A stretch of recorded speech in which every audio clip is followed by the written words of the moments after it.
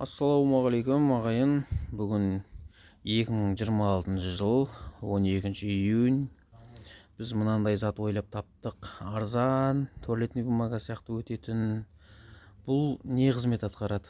Бұл салқынды өзінде сақтап тұра алатын баклажкаға арналған. Мысалға алатын болсақ, пиво немесе су ішетін әрбір суыңды саласың былай ыдысқа, құтыға.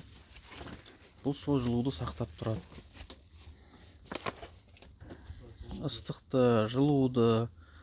Енді пока біз жаз болғандықтан суыққа не қылдық. Ертең қыс келгенде осыны теріс қаратып, ыстыққа арнап шығарамыз. Чтоб ертең дәрі ішкенде жұрттар жылу қойнында сақтап жүреді. Жылуды любой уақытта дәрісін ішіп жүре береді. Арзан тұр, одноразовый былайша айтқанда. Чтоб халыққа қалтасынан ұрмайтын. Бұл зат былайша айтқанда термостың салқын сақтайтын түрі. Арзан бағада жасалған. Қарапайым мынау фольгадан жасалған, подложкадан, линолеумның астына төселетін. Құдай қаласа ертең жұрт жақын арада сатылымнан шығады. Осының 1 литрлік, 1,5 литрлік, 0,5 размерде әртүрлі версиясын шығарып қойғанбыз. Құдай қаласа тура осы вариантта өзгере береді. Сатылымды көресіздер.